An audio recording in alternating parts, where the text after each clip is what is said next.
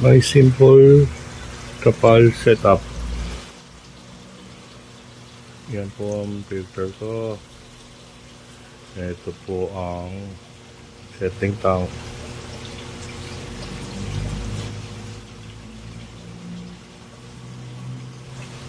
Ang gamit ko po ay LP60 aerator.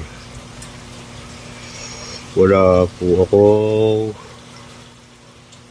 submersible pump sa loob. Nasa labas po. Ito po ang submersible pump ko. Nasa settling tank. Yan po.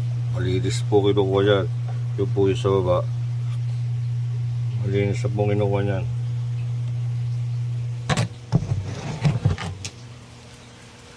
Yan po. Medyo dilim. Maliwanag. Bali 5 stages po yan.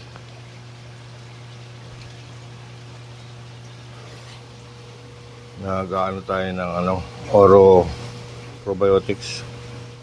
Nag-i-rate tayo for tomorrow.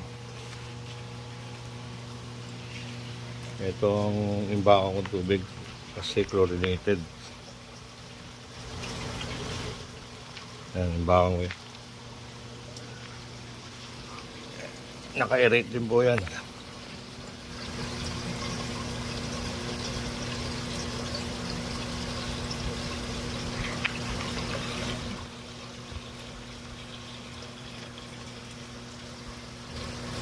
$1,500 po naman yan.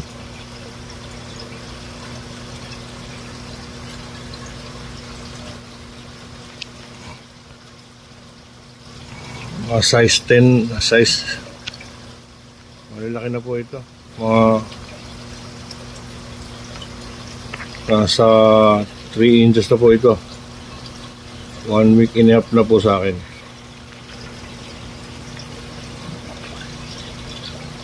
Ito.